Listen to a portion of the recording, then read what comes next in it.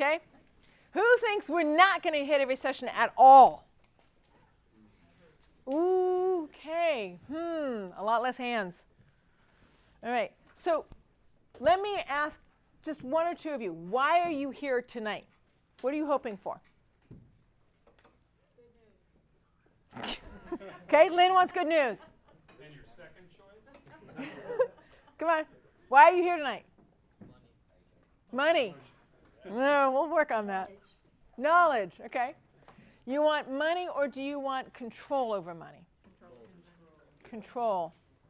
You want to know what to do with your money. Maybe protection, right? Because again, I'm like, I always use the example. If I had $1 million in a mattress, what would I do with my $1 million? Would I lay on it and sleep? Is that what I'm looking for? Because it's so soft, right? Right? No, I'm not. I'm looking for what $1 million can get me. Safety, security, freedom over my time, the capacity to pay it forward, a sense of joy in my life, being peaceful in my heart. That's what we're looking for. But now I got to do an economic update because the other thing I've learned is as much as I can be present to my investments, to my tenants, to my money, it all rises and falls on the economy I'm investing in.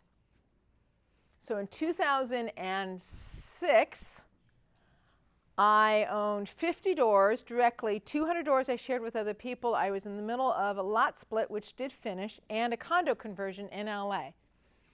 And a couple flips in Los Angeles and a flip in Portland, Oregon. And then the downturn happened and they had this big freeze.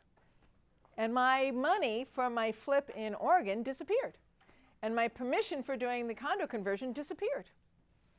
And all of a sudden I'm left with assets that are not performing that I can't do anything with. Big breath. And I was watching my portfolio go down by $100,000 a month. Oh, thank you. That hurts. It hurts. Oh, it's visceral. It hurts. I didn't get a memo telling me when there was going to be a recession or downturn. I had no idea how bad it was going to get. And I froze. For 6 months, I froze. So at $100,000 a month, and I froze for 6 months. How much did that cost me, guys? $600,000. Right? And I remember sitting in my office in my black chair, facing my desk, looking out the window behind my desk going, I am a big fucking... What the frick am I doing in real estate? I think I better just stop. Because clearly I'm an idiot. And I thought about it for about 30 seconds. And then I said, but I won't respect myself when I'm 80 if I do. I won't like who I am if I walk away from this. So I stayed. And I straightened a lot of stuff out, and I sold stuff at a loss, and I faced some short sales, and I hired a lawyer because one of my banking people, one of the people I had a loan with, made me cry on the phone. And I figured if you make me cry, I'm going to hire a lawyer. That's what I've decided ever since. I'll cry for good reasons all day long, but if you make me cry because you want to tell me what a horrible person I am when I've only done the best I knew how up till that moment. So that was my lesson, and I lost a total of over $1 million in that time period. I just saw Rod Khleif the other day on a podcast. Do you know how much he lost in that downturn? 50 million. I only lost $1 million and something. Was I an idiot? No. Was I brilliant? No. I wasn't humble. What I lacked was the humbleness to understand I exist inside of a much larger system. That system does not ask my opinion. I'm at service inside of that system. And that's when I became a hobbyist when it comes to the economy. I have a master's in psychology and a bachelor's in business. I do not have an economics background. But I learned very quickly that I can learn. So you guys are here today to hear my opinion after my story about all ships rise and fall on the tide. Big takeaway, be humble in your investing. Be humble. Don't think you're smarter than the system. Who am I? Well, I've been investing for 35 years. I have scars and t-shirts, which I've just shared with you. And I'm a consultant. I advise people specifically on investing in real estate, anything from $200,000 up to $50 million. I've worked with funds. I've worked with individuals directly. So that's what I do now is I consult with others on how to be humble. How do you invest humbly so you're not being spanked and taught a lesson? And I'm a mom. That's my daughter right there. She is a rock star in all kinds of ways. I could do a whole presentation on just her, but I'm not going to.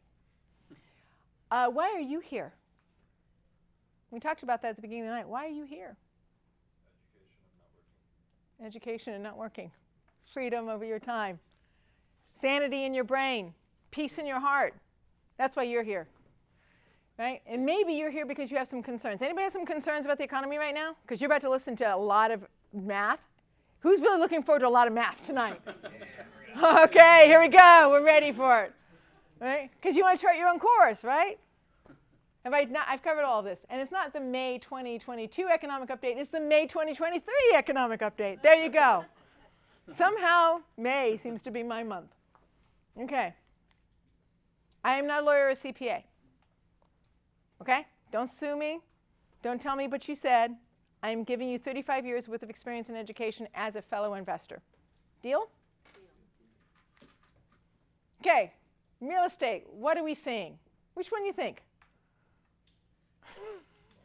Okay, today's a good day to leap. What do you think? Is that a very clear sign? I think yes. Think yes? Okay, it will be soon.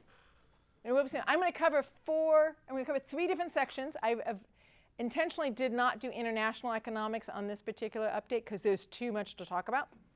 Just these are enough. Okay, and then what does it really mean?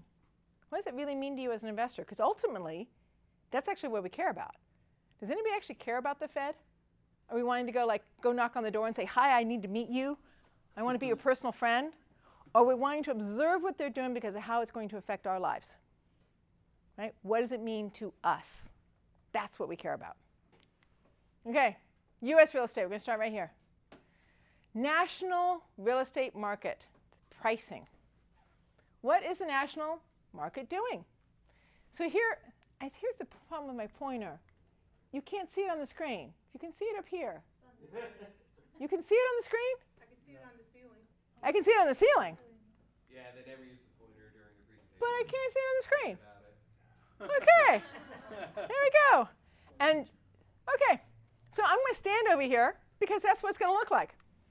We had 10 years of an upturn right here. Right? 2009. Remember, that was the bottom of the market, although it did bump along the bottom for another 3 years until 2012. And till 2020. And then all of a sudden it was like, oh, there's this thing called COVID. And the real estate market, everybody thought it's going to blow up. Did it blow up? What did it do? It went way the heck up. It went exponential on us. 2 years. And in one quarter, this is what we've seen. Because down here, you see this little tiny tick over here? That's what's happening in real estate. They started raising the interest rate in March of 2022. We're in May of 2023. 1 quarter is the effect we've seen so far in price. In price. We're going to talk about the lag. You're going to see a lot about the lag. Okay? Quarter. There we go. Okay, so this is true across the 20-city index, the 10-city index, and the U.S. national. So it's the 20-city index is the 10 largest metropolitan areas in the United States. The 20 is the 20 largest, right? And national is all markets together. They're all doing the same thing. No big difference. Okay. Special topic. I have a list of things I look at. When I do economics on a regular basis, as you probably have guessed. I have a list of things I look at. I look at the national market. I look at those charts. And then I notice something, and I'm going to call it a special topic when I notice something. Okay? Here's what I've noticed. You see recessions Did I start this conversation about recessions? You're going to hear about recessions. Recessions. You see 8 recessions here from 1970 all the way across till 2020. We're going to track what happens in a recession because, in my opinion, we're at the beginning of a recession. So what happens? Because if we know what happens when the Titanic is turning around, we have a sense of what we could do about it. So my hope is to educate you, and then you can figure out what to do about it. Okay, so 8 different recessions. The way it's going to line up is that these 2 I'm going to treat as if they're one. And this one was COVID. And did we have much of a recession? Not really. Okay, here we go. National market, past recessions, slide 1. Remember I said 8? I'm going to deal with 4 on this slide. It's going to look like 3. 1969. Upturn was 7 years, downturn was a year and a half. Does anybody want to know how long a downturn lasts for? I do. Because I want to know whether I can last through it. 1974, upturn was 4 years-ish. Downturn? Question mark. 1979 to 1981, 2.5 years. Why? Because there was 2 recessions in that 2.5 years. So let's look at that. See this? Here's what happened. That was the peak. That was the bottom. How much did it lose? 14%. 1974. There was a recession. But was there a real estate downturn? No. Chart's telling me no. Might have been regionally. Remember, always know your regional market. Never be like I was, arrogant. Always be humble. Okay? And these 2, and the problem is you guys can't see the recessions on this chart, can you? Crap. That's a problem. Because it's all based on recessions. Right here, over to here, there were 2 recessions in there. Thank you very much. That really helps me, Max. 2 recessions in there. That lasted 2.5 years because there was 2 recessions. How much did the real estate market go down? Told you. It went up by 2.6% across all those years. The total years, right? From 1979 to 1982. 2.5 years. Real estate didn't go down. You ready for a couple more?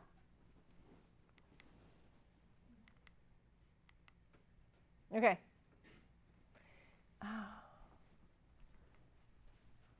Now, this is, the red line is the federal funds rate.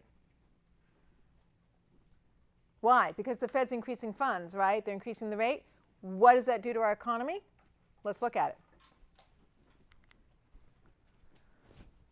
This is the federal funds rate. This is the national real estate market. This is when it fell down. How much time is there between the peak of the federal funds rate and the bottom of the real estate market? Just doing it for you is about a year and a half. Between the peak of the fund rate, not the beginning, but the peak, another year and a half before we see the bottom of the real estate market. That's 1. 2, remember I said I'm going to treat the 80s the same. See this? That is my little 80s baby, my 1979 and 82 baby. Why? Because that's the last time we saw stagflation and hyperinflation.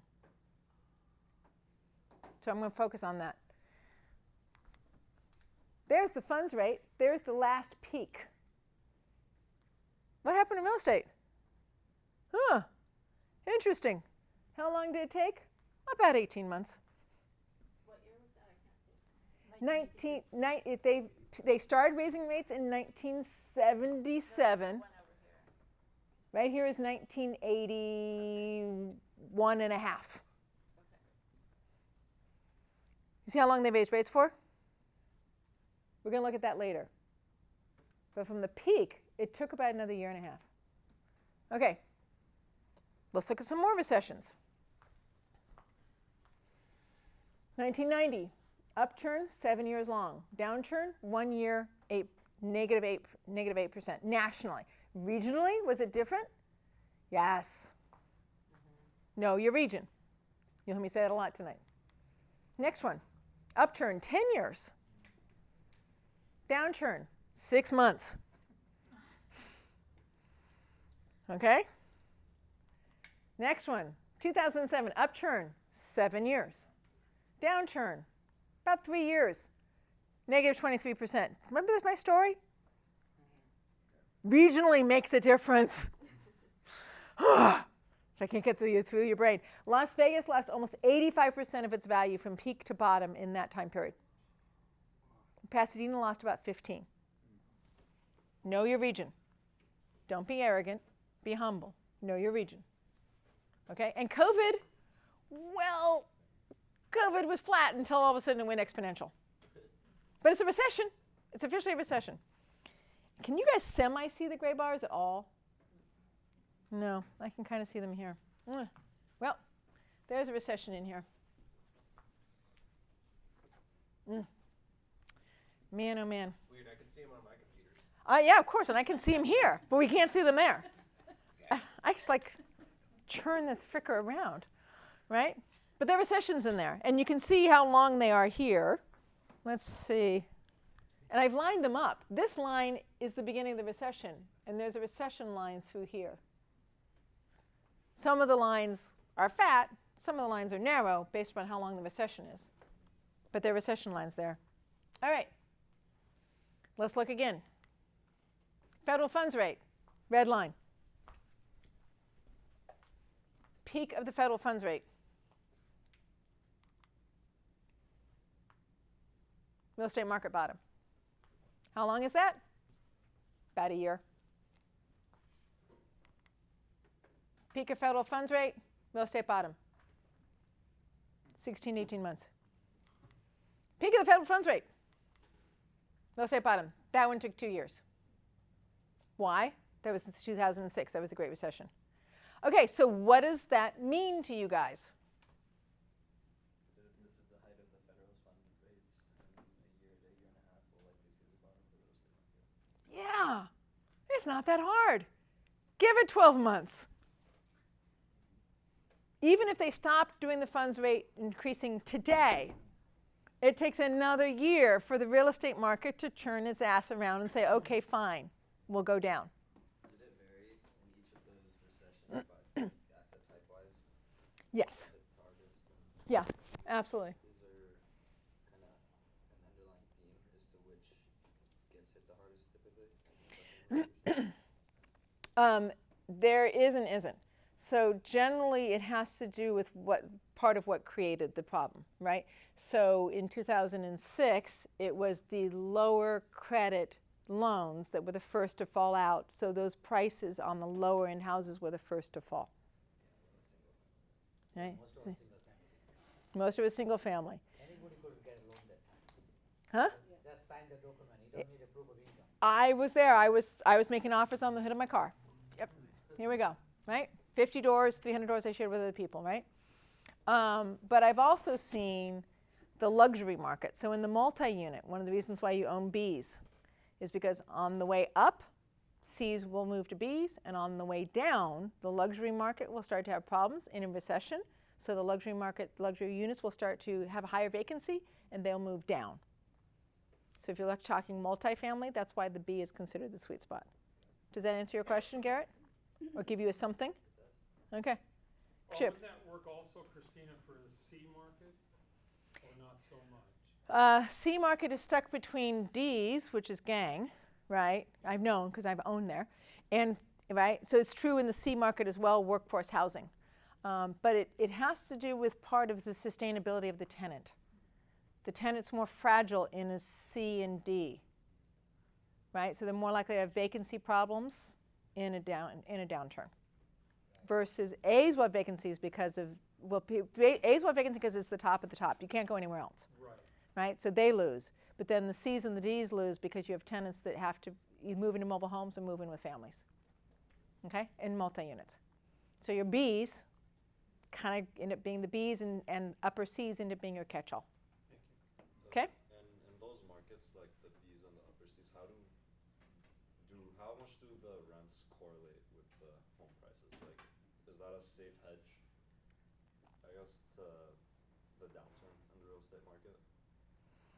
Okay, so every real estate market is different. We'll take COVID as an example. In COVID, what industry got hit the hardest as far as real estate? Office and hospitality, and office is still paying for it. Personal care. Personal care. Yeah.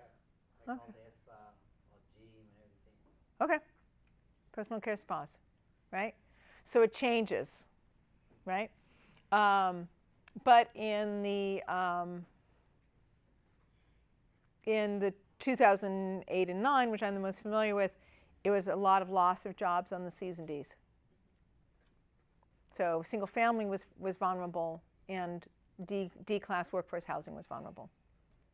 So does that answer your question? Gives you need to know it by what's creating, what's happening in that particular dynamic. Okay? All right. Volume. So I looked first at the price. Now I'm looking at volume.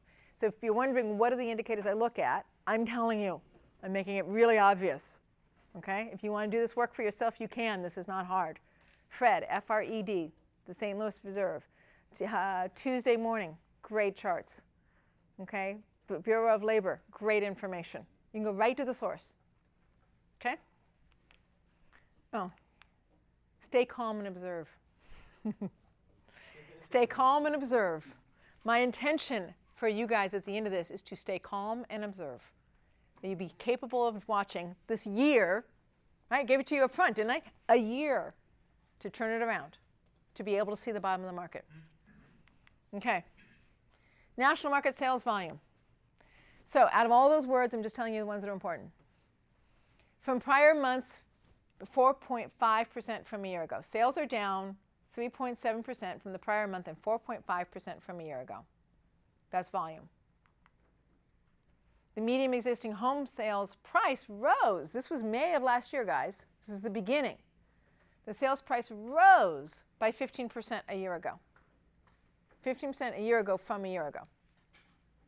That's the beginning of the movement. The housing market is starting to feel the impact of sharply rising mortgage rates and higher inflation taking a hit on purchasing power. Still, homes are selling. Why? Because it takes a while for the real estate market to realize it. And it takes a while for sellers to go, oh my God. And it takes a while for buyers to go, oh, this is really serious.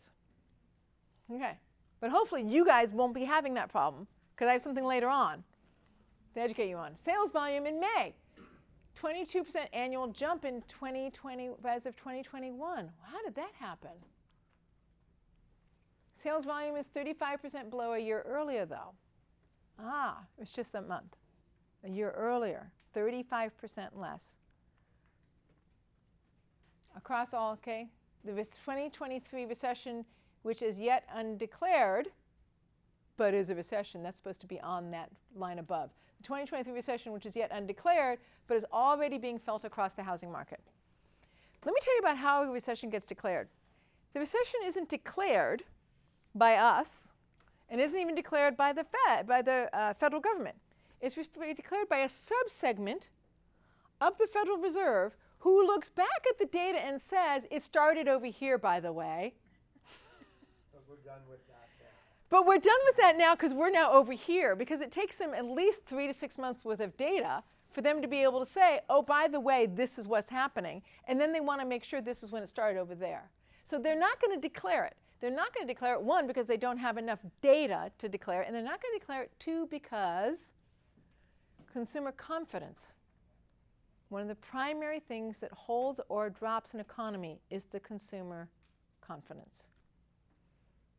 I think 75% of our GDP is sales and purchases, consumer sales and purchases. So if consumers get freaked out, guess what happens to our GDP? It drops too. So is the Fed managing? Is the Fed managing our expectations? Yes, every time. Okay, California monthly sales.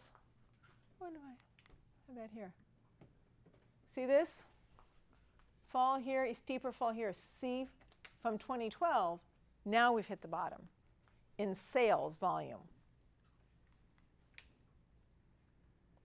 National sales by volume. Come on, give me my arrows. There we go. See this?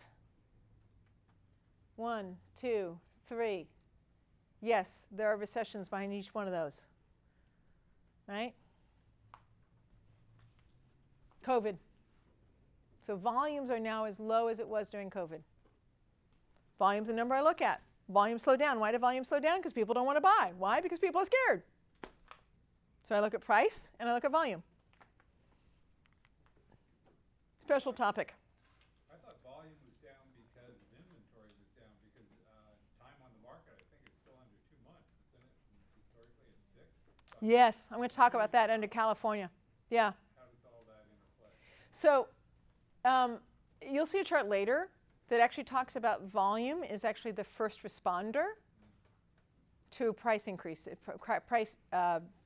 Fed increases. Volume is the first thing that goes down. And what was the second? Later is prices, Prices, okay. but volume is first.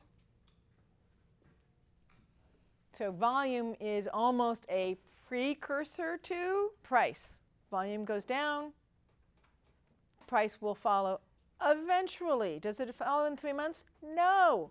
It follows like 6 to 9 months later. Okay? Special topic. Is it the 80s again? Remember I talked about the 80s? Anybody like my TV set? Took me a while to find it. Okay? Does anybody remember that TV set? Who remembers Radio Shack? Okay, there we go. Okay, good. Whew. I'm not the only old lady in the room.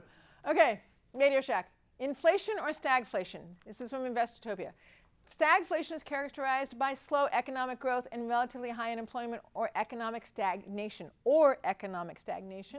which is the same time accompanied by rising prices or inflation, known as inflation.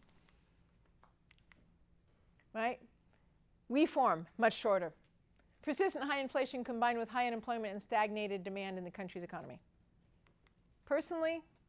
I personally believe that we're in the period of stagflation, not just inflation. Why? And this whole section is about why. I'll get to my final slide. Okay, economics have shown that stagflation was prevalent among 7 major economies from 1973 to 1982. Right? They focus on the cause of the stagflation. Okay, I have to educate you something. Who knows the difference between fiscal policy and monetary policy? There we go. Nerds. I respect you. I respect you, seriously.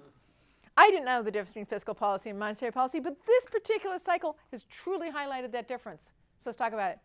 Fiscal policy, the use of government spending and tax policies to influence economic conditions, especially macroeconomic conditions. What do? They control the budget, they control tax incentives, they control handouts. Right? Do we get handouts? Who got handouts? Come on, I'm not the only one who got the check. Come on, guys. Everybody in the room got a handout this right? Thank you. Okay.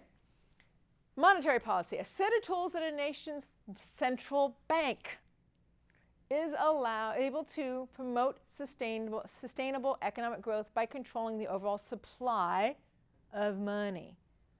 Supply of money. Yes? On the left-hand side, did you mean Fed rate or Fred rate?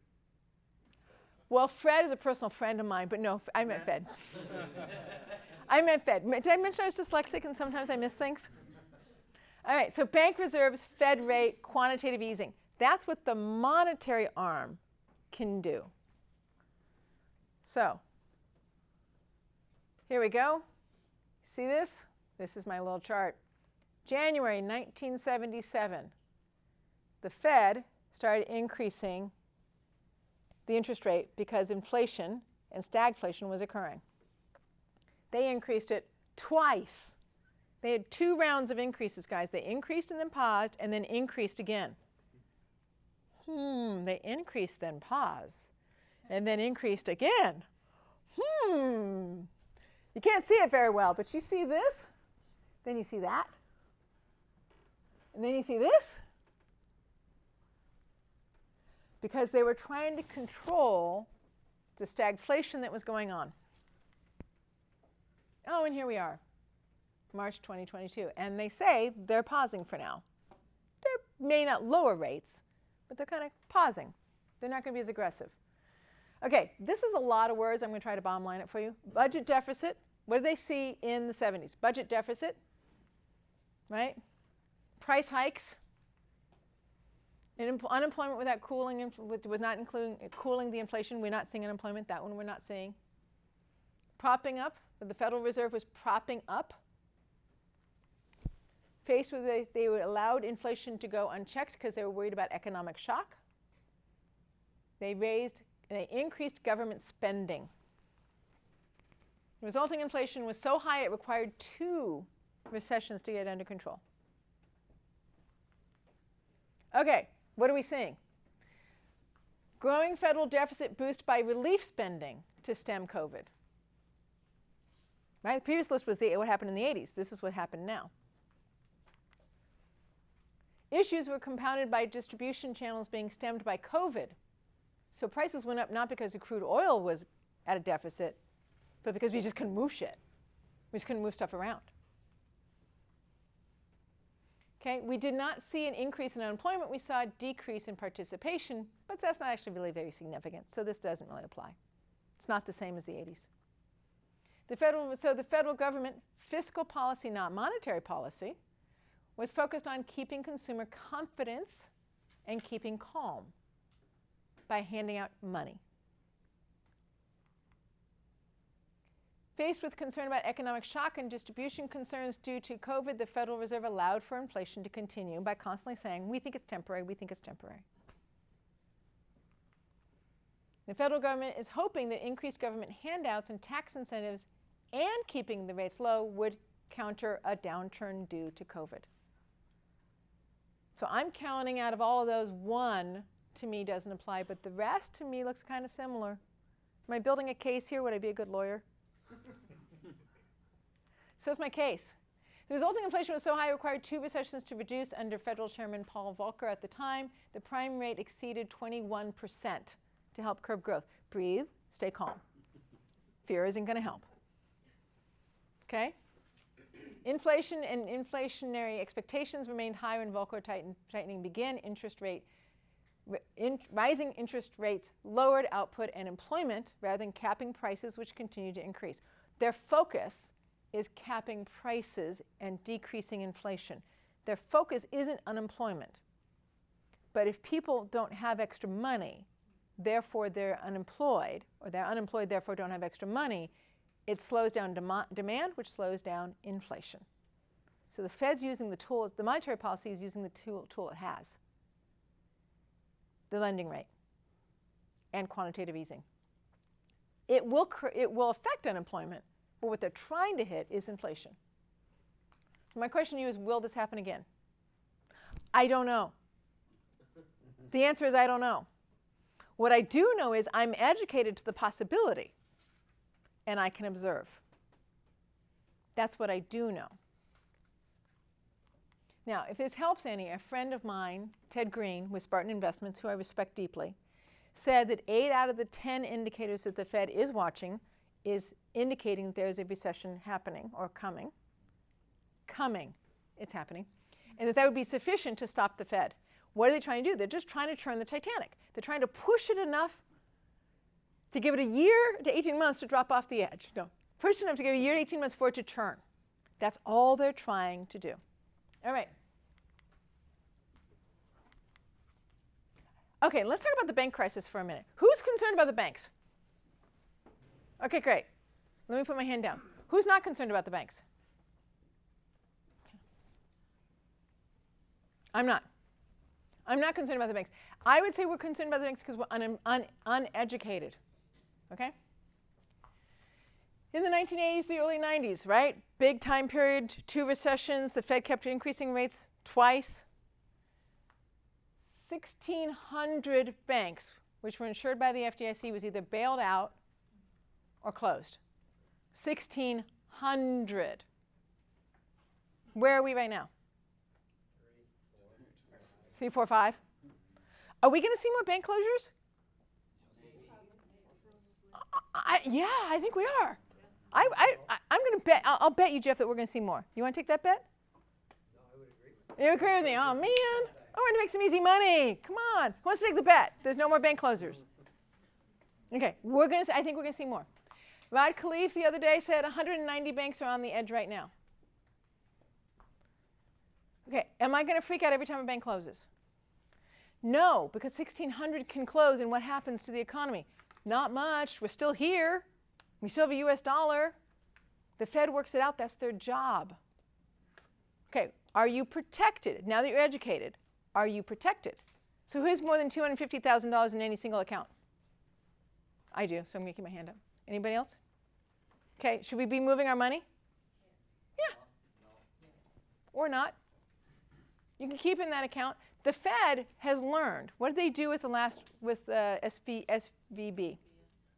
What did they do? Guarantee the money. Huh? They guaranteed all the deposits. They guaranteed all the money. All the money. The Fed's job is to keep consumer confidence in place.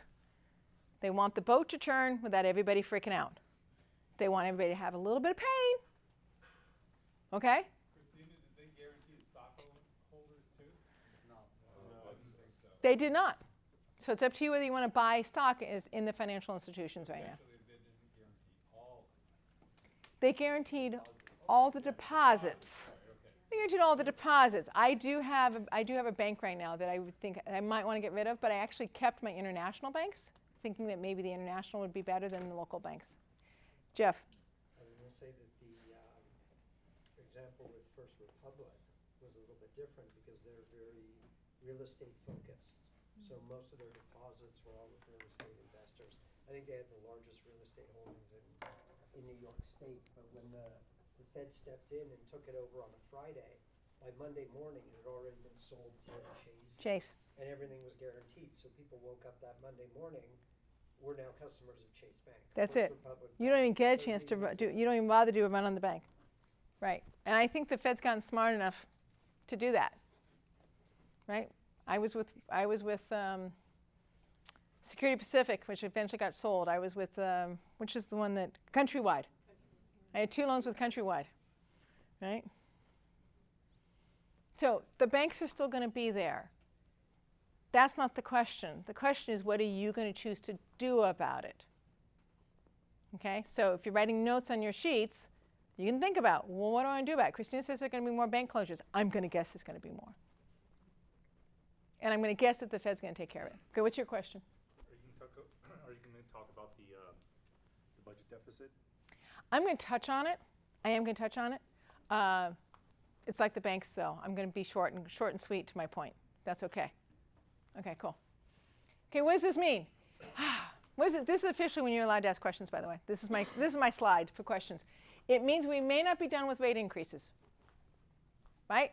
I'm concerned we may not be done with rate increases. What else does it mean? It means stay calm and observe. Stay calm and observe, right? Okay. That was my question slide. Any questions? Okay, moving on. National real estate market supply. This is another number. What do I pay attention to when I'm making my economics? This is what I pay attention to. Supply.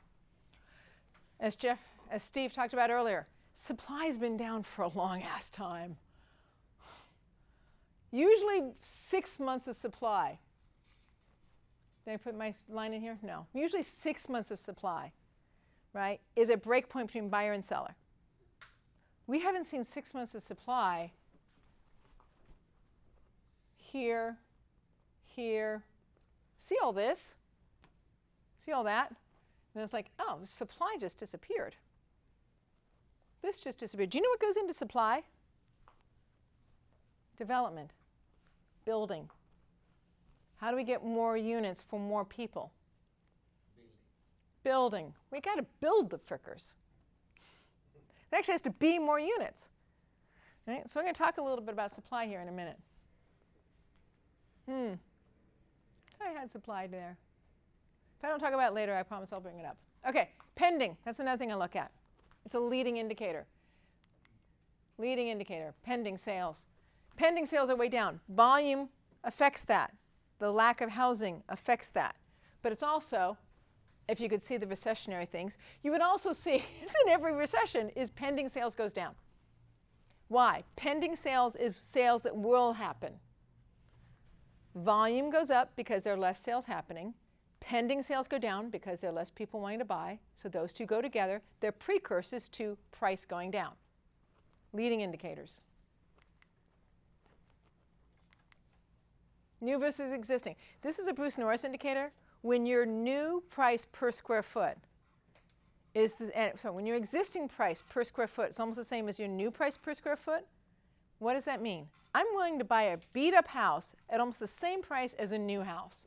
Why would I do that? What's happening in the economy or the real estate market if I'm willing to buy a beat-up house almost the same price as a new house? No supply, probably. Huh? No supply. There's a lack of supply and there's a lot of demand. A lot of demand. I'll take whatever I can get my hands on. When these two numbers come close to touching or they touch, this is generally the top of a market. Which one's new? This is existing, that's new. Red is existing, because existing is usually less, usually costs less. Okay? But you can see we're way over that. But gee, that was in May of 2022. That was the top of the market. Exactly. Funny how that happens. But why this number works in relationship to the Fed increasing rates because of inflation, no idea why they correlate. But Bruce has noticed this happens a lot.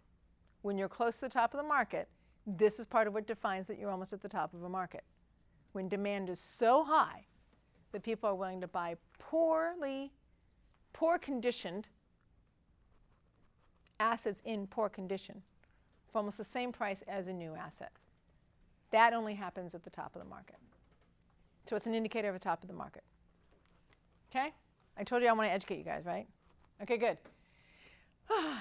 Rates. 30-year fixed. Used to be 7% was the standard. You see all this? I've been investing for 35 years. You see all that? That's what I'm used to. And then all of a sudden you got this, and it's like, what the heck? So we're not used to it. We have almost 20 years, which is a generation who has not seen interest rates reside at generally around 7%. Guess what? We're there. Now I did it again. There we go. News on the street. Because the charts don't always show us everything, right? News on the street. 10 times in 10 meetings is how often they've increased the rate. The boost should mark an end to this round of tightening. This latest boost should mark an end to this round of tightening. We think they're going to let the ship coast into its turnaround. Lenders may be breathing a sigh of relief as well as purchasers. Course of the year of the economic slows, we move closer to the Fed lowering the rates. Maybe beginning of 2024. Unless, of course, they've seen mine, is this the 80s thing? For months, the housing market has shown signs of cooling. It's going to be rocky for a while. It's a good bottom line. That's what I'm telling you, right there. Okay, you've seen the presentation. It's going to be rocky for a while. You can go home now. Okay. People shouldn't worry about a 7% mortgage, but an 8% is a different story. I took the chart out. I had a chart in my previous presentation that talked about as you go from 4 to 8, which is a double the interest rate, your payment more than doubles. So it's like, oh man, like I can handle a 2% increase. That's only 50% more. But when I go from 4 to 8, now I got a problem. And it's not so much the 8, it's the doubling.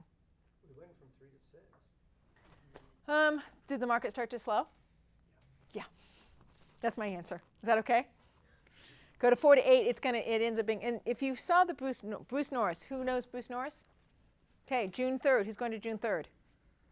Yes. You want to be deeply educated in economics even much better than I do? Bruce is the one. And he's got this thing called the moodometer. It is what he has discovered over time, that if this, and moodometer has something to do with a combination of your interest rate and your down payment. It's a math equation. It's not actual mood. It's an actual math equation. How much of your income has to go into your purchasing and your interest rate. And he's got a number on this series, and it's his number. It's more complicated than I can present right now. But June 3rd, he's doing his last economic update.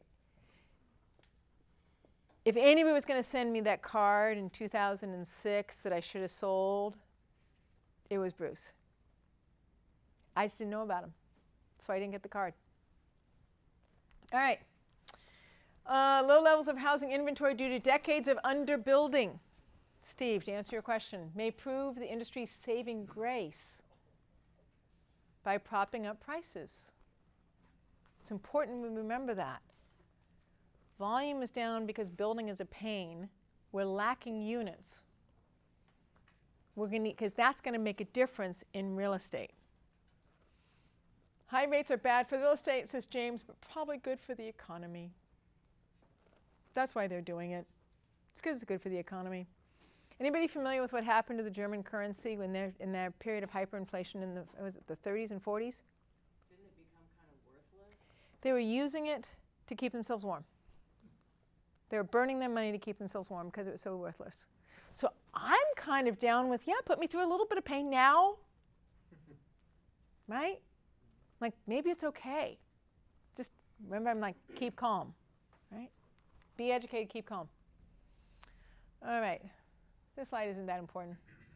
Average home prices nationally could fall 10 to 15% total. Not that important. Huh? You said the slide's not that important. Well, okay, maybe it is important. 10 to 15, that is one gentleman's forecast. Regional. Remember, I started this whole thing with national. How much has it gone down nationally? How much? And I gave you guys a series of numbers so you would see that 24% in 2007 and 8 and 9 is the worst it's ever been. And it was really, really bad. I can tell you that. I was there. But it's the worst it's ever been. So if anybody's telling you we're going to lose 25%, I would suggest they're not telling you maybe a deeply educated opinion. I don't know if I agree with that 25%. Because that's the worst we've ever seen nationally. And it took the Great Recession, which has only been as hard a hardship as the Great Depression, when we literally had 1 out of 4 who were out of jobs over here, and we were almost there, 1 out of 5, 1 out of 6 during the Great Recession. And real estate caused it. And real estate caused We it. were the problem. That time we caused it. That time we caused it. Real estate was the cause. Okay, 10 to 15%. News on the street. The Fed is now caught in a delicate balancing act. It must work to lower inflation while combating against the market that higher rates and a besieged regional banking sector may drive the economy into a slump. Okay. Home builders are also growing concerned about the cascading home purchases canceling. KB Homes has reported 68% cancellation. Remember, we don't see it in the numbers, we see it on the street. It takes 3 to 6 months for things to show up in the numbers. So that's why news on the street is actually more valuable. It's even better if you can talk to the KB Home guy like 3 months before this article came out. That's why I love running a meeting. It's because I can start going, so what are you seeing in wholesaling? How's that happening? Oh, you're in Indianapolis? What's going on over there? Okay. Substantially higher than the normal and above the rates observed during the 2008. Okay. Bottom line, a slowing economy and easing of inflation pressures are the prerequisite for lower mortgage rates. Slowing economy and easing of inflation is the prerequisite for the end of this. So let's embrace it. Special topic, apartments. Who asked him? You, Garrett. Where'd he go? He was there a minute ago. He took off. Wow, man, I pissed him off that fast? Jeez. I thought I was being really polite. I don't know. All right, apartments. Right? Class D, maybe even if was a Class E, that might be Class E. Okay, just saying. I'd live there. Yeah. I am. Anybody been to Naples, Italy? There last summer. Yes, it's same stuff, you know? It's the same, right? Yes. Yes. Expecting. Naples, Italy. That's what it looks like. That is their housing. Yes. That is their housing. Okay. Italy. Okay. Housing is one of the most sensitive sectors in the economy to changes in interest rate. And while single-family starts and turnover dropped 30 to 40% amid the higher mortgage rate environment, we've seen continued strength in multifamily. Yes. Rod Khalif, 78% decline in sales in multifamily because markets stall when people get afraid. Then they pick up again. 1.6 trillion in mortgage interest rates are going to reset in a year. Credit card debt is not being paid down, so his tenants are becoming more unstable. Insurance is now a concern. Anybody familiar with the insurance problems that are going on? Trying to get insurance right now? I've got a volunteer who's trying to get insurance right now. The quantitative tightening is creating the larger effect. So quantitative, who's familiar with the quantitative easing? I didn't put a whole segment in quantitative easing on here because I had to cut stuff out. Quantitative easing is the government buying bonds at like billions of dollars a month. Who's going to buy our debt? We're going to buy our own debt. Who's going to control the interest rate? We're going to control the supply and demand because we're going to buy it ourselves. So we're controlling the supply and demand of our own treasury bills by buying them ourselves. Keeps the market stable and the interest rates low. When there's not when there's not a demand for bonds, bonds drop. Interest rates go up, bonds drop. You have to pay more. If they wanted to redo the debt, they'd have to pay more. We don't want to pay more for our debt. We got a lot of debt. I'm going to talk about that too. Okay. But the quantitative easing is what allows the interest rates to be at effect. If they were still buying our own bonds, would the economy be allowed to be affected by the interest rate? It'd be harder. But if they're not buying our bonds, they're not supporting our stock market, then we can feel the effect of the interest rates increasing. And our real estate prices connected to the 10-year treasury? Yes. That's how we're connected. All right. Notice multifamily was the first to recover in 2008. Remember that building that I was doing the condo conversion on that got stalled because they weren't willing to do it? And I couldn't pay my property taxes on it? If I had kept that thing, it would have been the first asset to recover. I sold it. I lost over $800,000 on that one, property alone. I wish I had kept it. Neil Bawa first offered, he had a rescue fund, which he first offered, which intentionally were for other syndicators. He's a syndicator. He put out a rescue fund to other syndicators. If you're having a hard time, you need to do a capital call, talk to me. Maybe I can give you money. He said for first month he had 1. By March he had 9 who were coming to talk to him. And I suspect it's continuing to increase. Is multifamily going to experience a problem? Yes, it is. Multifamily is going to experience a problem. But that number, oh really? Oh God. I was just given the 5-minute notice and I'm like, I ain't through this thing yet. Multifamily was the first to recover, so it also probably will be the first to recover. Why? Because of the fly in the ointment. We're not building enough homes to account for the number of people setting up their own household. As a result, there's a gap in housing anywhere, depending upon how you want to measure it, from 6.5 million homes to 3.5 million homes. If we tripled our demand, tripled our building, we might be able to fill that gap in 3 to 5 years. If we tripled.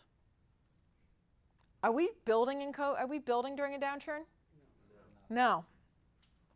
Don't we have a record amount coming online, though, through 2024? We do. It's 700,000, but then there's very little on the plates after that. 700,000 units. A lot of conversion from commercial building to the residential. It is, but it's not moving very quickly. Right? They're just now getting it. I don't have the numbers on how many new doors they're creating, but I don't think it's even close to 700,000 in the next 2 years. Well, with some of the costs for conversion is just not working out. It's prohibitive. I listened to a presentation from an insurance company that was talking about the risks of converting office to multifamily, and they just said the way a lot of those buildings are constructed and what the codes are for residential multifamily, it's just too expensive. In a lot of cases, it just does not work. Okay.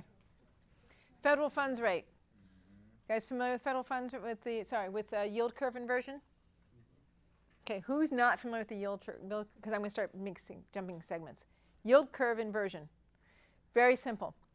What it means is the cost of short-term money is higher than the cost of long-term money. If I want to buy a T-bill, a 3-month or a 3-year T-bill, I get a higher interest rate on that than I do on the 10-year.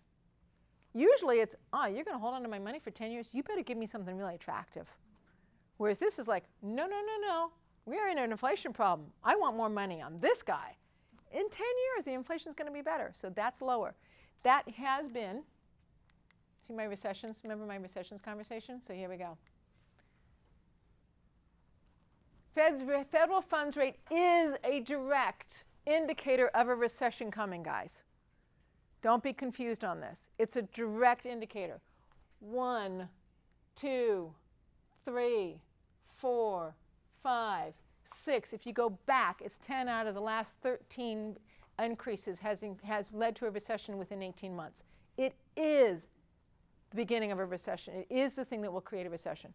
So don't be confused on that. So as soon as they started increasing rates a year ago, I knew there was going to be a recession because that's their intention. They want to slow down inflation. It isn't whether there's going to be one, it's how do you want to be with it. We don't need to freak out. Okay, I'm going to pass the yield curve reversal because what you need to know is every time it's reversed, 1, 2, 3, 4, 5, within 18 months, there is a recession. Okay? Funds rate is a stronger correlator to supply.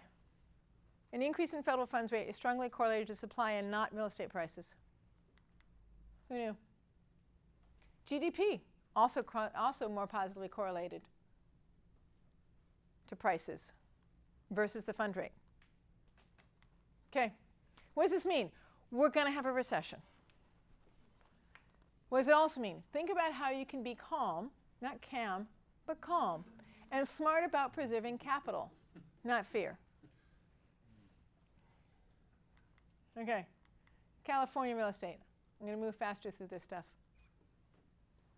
All you need to see is, yes, is it going down? Yes, it's going down. We spent a lot of time on this, we know. Okay, 19 days on market. The break even is usually 33 to, for days on market is above 30, right? The year to change in listings, we're down 30% in listings. But all of a sudden, the market bounced up again. How did that happen? Why? The mansion tax. Huh? Mansion tax? Mansion tax, that's one. Rates went down a bit Rates went down. Why did rates go down? because the cost of the 10-year bond moved and drove the mortgage rates down. And the Fed said, we think we're going to pause. And everybody breathed. That's why sales went up. Because the Fed said, did they actually lower the rate? No, they increased it 1/4 of a point. But they said they're going to pause. People are moving again. Okay. Sales dropped. Prices have dropped. Inventory is tighter. We know why inventory is tighter, because inventory gets tight every time they start increasing Fed rates. California affordability, it's expanding. It makes sense. It's supposed to be expanding right now. Anybody familiar with the affordability and Bruce Norris's story about affordability? When it gets close to 17%, especially in LA County, that's a height of a market. It's a what? 17%. It's like the new buildings and existing buildings being close in sales price. For some reason, about 20 to 17% in the Los Angeles County market, all of a sudden, we're going to have a top, and that's going to be done. What changes it, what moves it, is different every time, but it's consistent. That indicates, like we increase federal funds rate, or you get a yield curve reversal, 18 months later you have a recession. Somehow they're connected. Yes, they are. Those are more obvious to me. This is just what happens. What did you say, it's 17% now, but what is it? It was 20% Q1 of 2022. That's interesting. 17% Q1 of 2022. Bruce doesn't know that they're going to start increasing the funds rate in March of 2022. Affordability doesn't know it. But somehow it moves. Okay, and it's expanding. That's all you need to know, which makes sense. Pending sales, down, back up again. Active listings, down. U.S. economics. All ships rise and fall on the tide. You guys heard my story on that one. National debt. Who wanted me to talk about the national debt? You want to talk about it? Okay, national debt. We had a 40% increase in, 40% increase in cash supply. We had a huge amount of jump in the national debt because we were handing out money. A lot of our debt is held by the US government. And now 50% is held by foreigners. And if you care who those foreigners are, there's the slide. Take a picture. It's Asia and Europe. It's a really cool slide. Thank you very much. Yeah, I know. I like graphics. I really like good graphics. I'm like, that just tells me a story. All right. Enjoy. Janet Yellen sent a. I only say shit here. I try very hard to keep it to just that word. I know. How many times have I said it, guys? She curses worse than her. So. I know. Right? He knows my daughter for a long time. He's known her for a while. Yeah. So she is one of a kind. She is my daughter. She is my daughter. There's no question. All right. Janet Yellen said on May 1st, guess what, guys? We're not going to make it till we're not going to make it early June. That's it. That's the money we got. Okay? The debt ceiling. I'm going to bottom line this. Ready? The debt ceiling was raised 74 times since March of 1962. They're doing one now. They're going to do one now. Yes. Okay? Does that answer your question about the debt? 74 times. What happens is it becomes a political play. It gets used as a political conversation having very little to do with dollars. That's what's going to happen. So don't be surprised. Stay calm when you hear oh, we're not going to raise the debt ceiling. Oh my God, we're not going to be able to make payments. This is horrible. We have to decide by June. They're going to raise it. It's just a question of when they can figure out when they're going to agree to do it, because it comes about politics and policies. So don't be worried about it. You see here, this is all of the debt of governments. A lot, not all, but most of the major countries. Japan, Greece, Italy. Anybody remember the pigs from 2008, 2009? Spain, Portugal, Italy, Greece, Spain. Right? They're worried the whole country would default on its debt. We're 12th. GDP versus our debt, we're 12th. Just to put it in perspective. Okay? There's the United States. 1.2, we're 120%. It's better for less than 100. It's better for more, over 100 is considered a concern. It's better for less than 100. Okay, and there's the chart again. We can move on. Oh, we have the largest, pure data. Do you see this? That's our estimated GDP. Do you see that? China. Do you see that? Japan. Who is the biggest player on the block? Us, by a lot. China is the only one that's closest to us. Everybody else is much smaller. If you talk about the strength of the US dollar controlling the rest of the world, do you now understand why? We are the biggest single player on the block. It doesn't mean we're going to stay that way. Don't be arrogant. Be humble. Right? Doesn't mean we say it, but you need to recognize why we have what we have and why we're considered the cleanest shirt in the laundry. Okay? What does this mean? We have to raise the debt ceiling, but we often do. We're not the only country with debt. We also have the largest GDP of the world. I'm not US-centric. I'm just noticing. Okay? I'm not saying we're great. I don't want to confuse the two. 40% increase in supply of currency. They increase the money higher than increase in goods produced. What creates extra currency? When you increase money higher than the amount of goods being produced. So what do you end up with? A huge spike. 33% savings rate. We had a huge amount of money. Why inflation happens? We had a 40% increase from its level before the start of the crisis. The Treasury has now cut back its buying by $400 billion to augment the extra supply of money.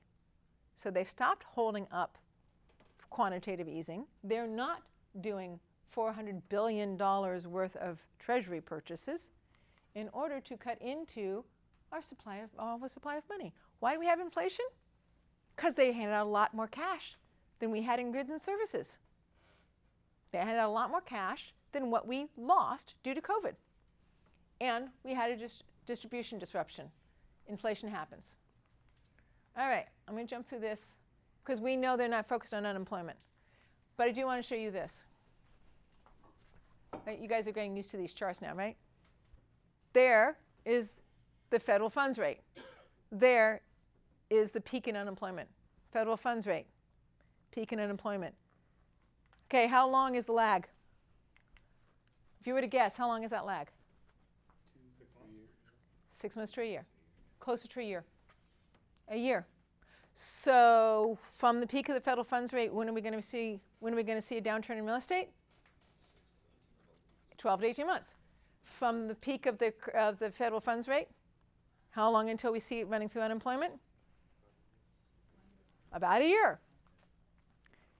It's all right there. All right. I'm going to jump past long-term wage growth. Not too confusing. We had a huge downturn in wages, then we had a huge spike. Okay, we now had an oversupply of money. Participant rate in savings. When people stopped working, look at how much savings they had. Huh. When people stopped participating, remember everybody couldn't find a job. Remember nobody could find workers. Be nice to the servers because nobody wants to, because we don't have enough servers. That's because people had 33% savings. GDP. We started back here. This was 2 quarters of negative GDP, guys. It was here. This is what, why didn't it stay down? If the Fed is increasing rates, why didn't the GDP stay down? That's what makes me want to wait. What happens? Are we going to do second round of increases? Right? But inflation is going down. Whew. That's what they want to control. They don't want to control unemployment. They don't want to control real estate. They don't want to control wages. They want to control inflation. Inflation's going down. Yay. There it is. Inflation's going down. Yay. That means maybe they'll only do 1 round, not 2. Even shadow stats. I love shadow stats. Very opinionated. Very, very gloom and doom. But if you're looking for data, they've got data. Even shadow stats says, yeah, we're going down.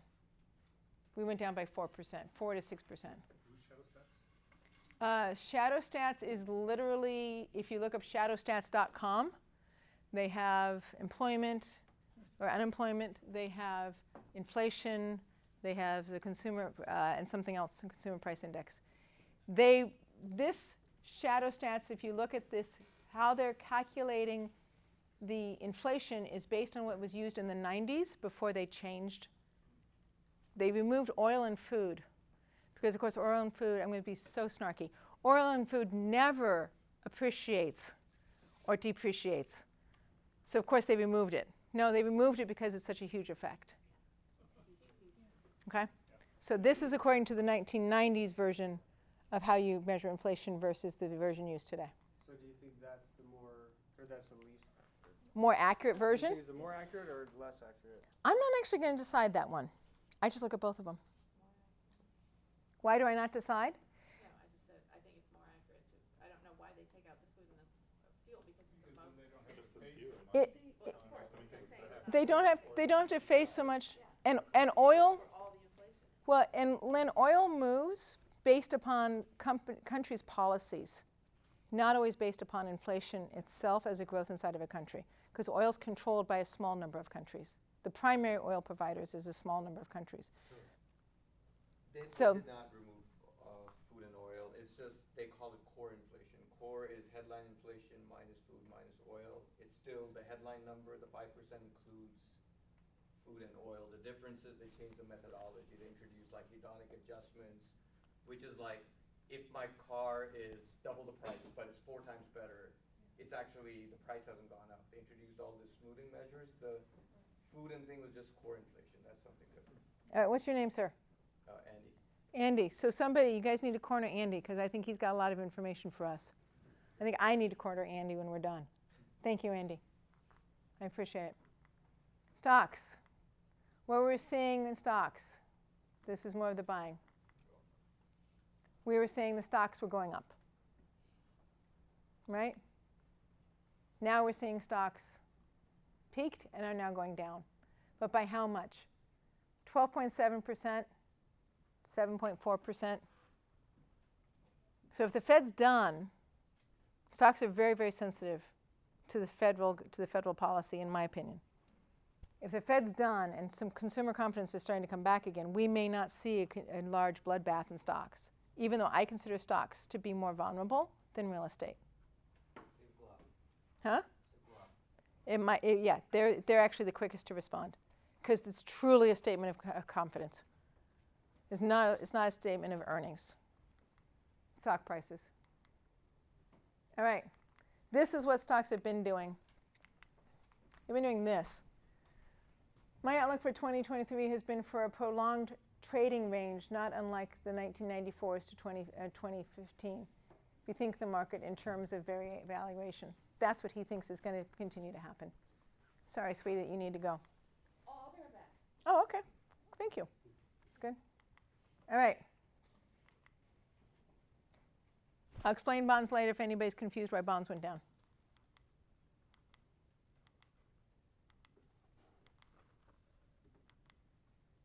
What does this really mean? Plan according to your portfolio, wait for the bottom. So I gave you a lot of indicators as to when something's going to happen, right? This has happened consistently. It's actually there in the numbers. Are we at the bottom yet? No, not in real estate, not in unemployment, not in rents. We're not at the bottom yet. Even if the Fed stopped increasing rates today, we're not at the bottom yet. Do not freak out. It's predictable. Observe. Make plans according to your portfolio. Okay, the Fed has increased rates. This is the last slide. The Fed has increased rates that increase in a known cascade. It creates a recession, which creates a housing downturn, a stock downturn, jobs down, and wages down. It takes time to see the results. We're not there yet. The inflation is understandable. Fed stopped buying bonds, just let the rate increase. And inflation was due to COVID restraints and extra cash in the system. How far and how hard the Fed will need to go is unclear. I'm waiting till October. Why? Because generally between the yield curve and the time that the Fed starts to increase rates, there is an 18-month lag before we see a recession. So I'm waiting 18 months. March, count, 18 months later is October. By October, I'm going to have a much better idea of whether I can buy in right away or if I'm going to be waiting a little longer based upon how the Fed has chosen to do increases. That's me. At that point, are you saying that's when the recession starts is in 18 months or it hits its bottom in 18 months? I don't have that exact data. What I have is other people's information. I have to go find the information, which is in 18 months we see a recession, which suggests it starts in 18 months.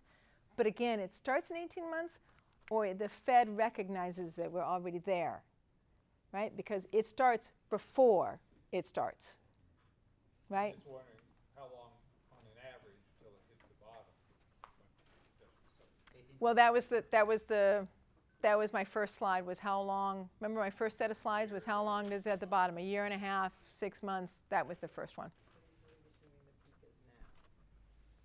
We are in a recession currently right now. Okay, so let me answer her question. You can be next. You're sort of assuming the Fed peak is now. I'm assuming the Fed peak is now because they said they're going to do 25. They might do another 25, and then I expect them to hold for 6 months. If they don't see the inflation cooling enough, they'll do another set of increases within the 6 months. If they do, then they'll stay.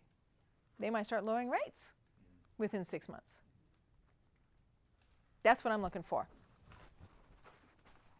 Okay. Before I buy in. And I'm going to take 2 more questions because it's 9 o'clock and I need to let Andy close the meeting. So you're literally not buying the properties or anything now? I will buy in carefully and thoughtfully. So if you want to buy direct ownership is, does it cash flow and meet my requirements? Fine, buy it. Different markets, different regions, right? You can wait a little longer if you want or not, but if it hits its numbers, there's not a reason to not participate. Multi-units, 4 to 50. I think we're going to start seeing some fallouts in that. That's not going to last very long. Multi-units is the first to recover. So if you see a multi-unit in that range you like and it hits the marks, think about buying in. Yes, it's all depend on the deal.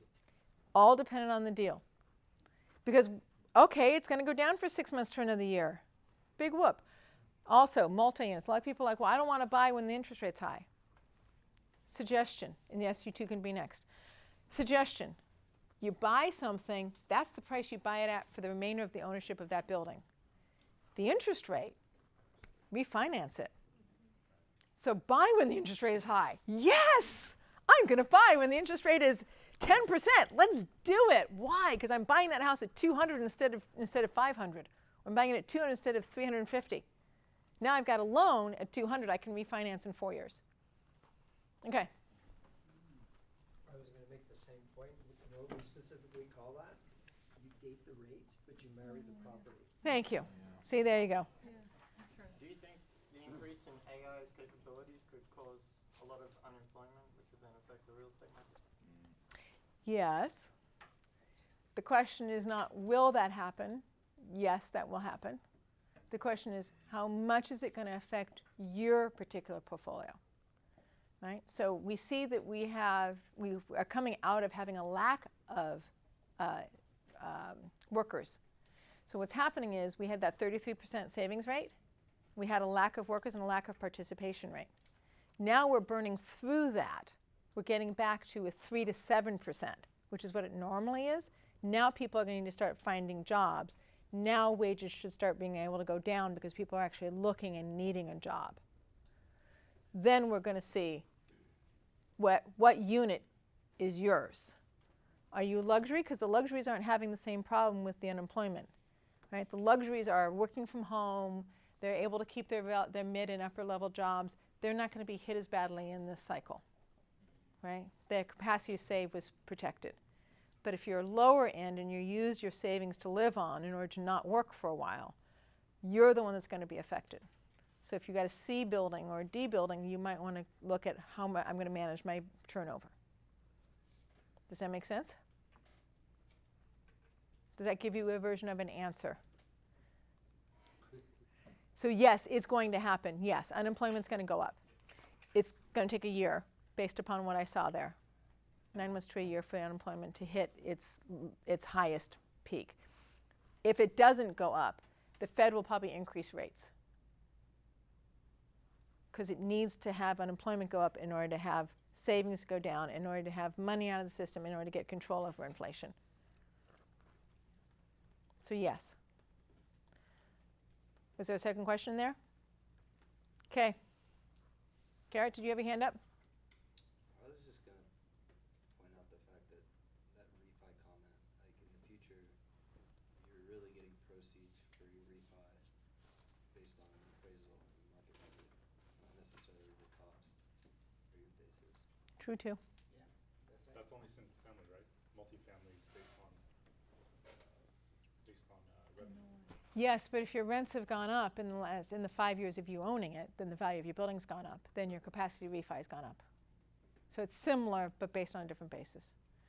Okay, guys, we're going to call it to an end. Andy, come save them. I've been talking way too long.